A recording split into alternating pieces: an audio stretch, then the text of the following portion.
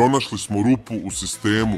Ako si zainteresovan da zarađuješ od kladionice, link grupe na storiju i u opisu profila.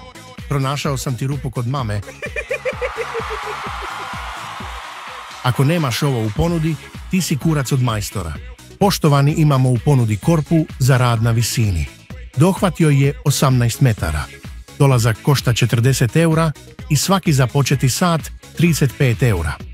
Hvala na interesovanju. Ustate jebem. Policija sprečila Nišliju da izvrši samoubistvo. Bate, nema bežanje, svi smo zajedno u kome.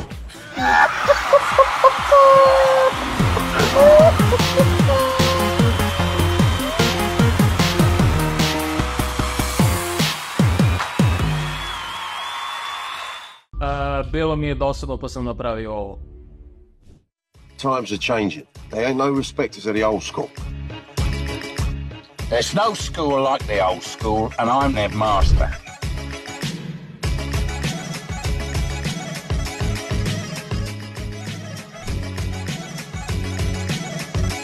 You're a dancer. Am I a dancer? We got your boy. You might want to hose him down. He smells like a rotten goat. Sipping Medea, I'm a rockin' pillow.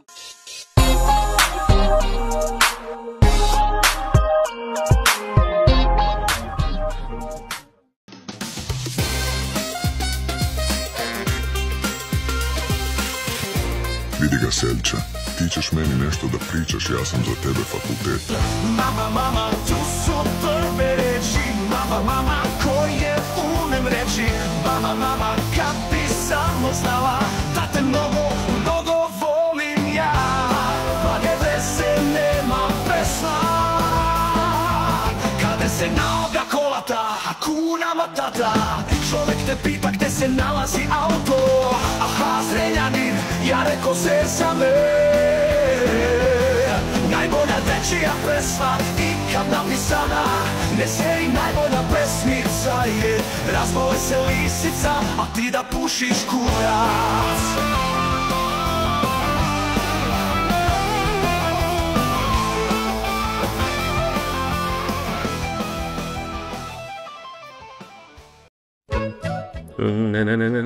Dobro jutro, dobar dan, slušate Radio Kometa i Pipeta 030. Posle muzičkog bloka idemo na blok reklama. Blok reklama.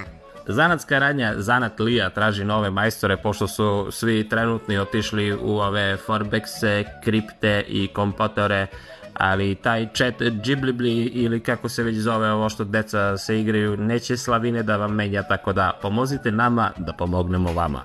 Zainteresovani javite se u inbox, šifra Zanat Gang. Ajmo Boro, opleti!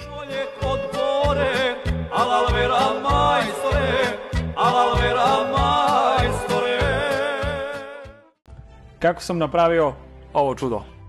Pošto sam veliki fan Tomb Raider igara, a i Mad Max franšize, doduše više estetski nego bilo šta drugo, rekao zašto ne spojiti ta dva u neki multivers nešto. Znači, otvorite Photoshop, uzmete ovu sliku, ovu i još ih 30-ak i nekako uopšte ne primetite da sve vreme radite sliku od 22 puta 12.000 piksela. Ovaj hudi, to jest kapuljača, da me vojska Vuka Karadžića opet ne bi gađala svojim digitalnim ćiriličnim strelicama. Mi je zadavala najviše problema, pojma nemam što, iako sam je pogodio iz prve jer, pa dobi.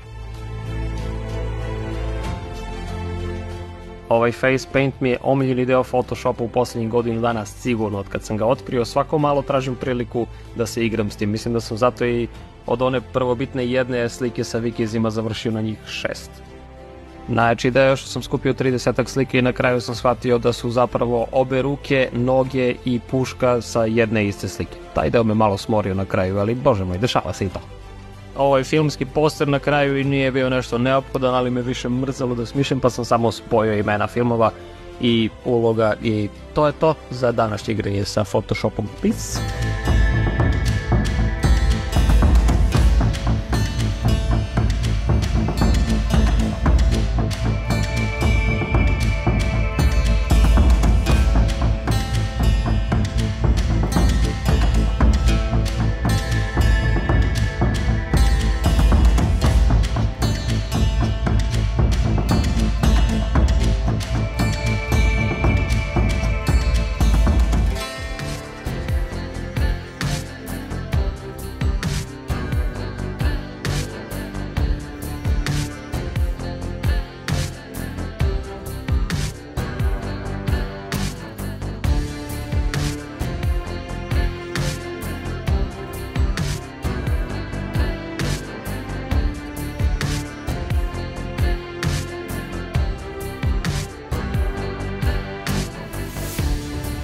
facial recognition technology has been showcased in TV shows and movies for years.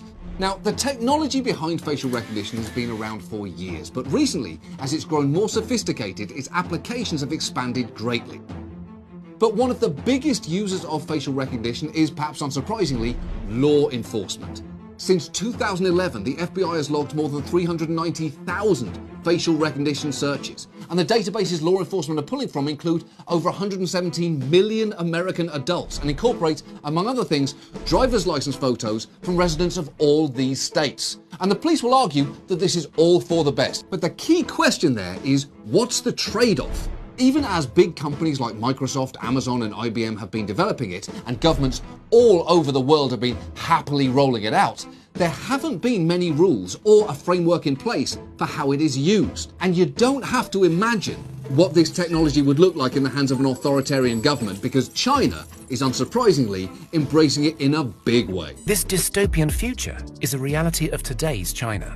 According to People's Daily, China's facial recognition system has become so advanced that it can scan the faces of 1.4 billion Chinese citizens in just a second. The point is, this technology raises troubling philosophical questions about personal freedom. But even if this technology eventually becomes perfect, we should really be asking ourselves how much we're comfortable with it being used by police, by governments, by companies, or indeed by anyone.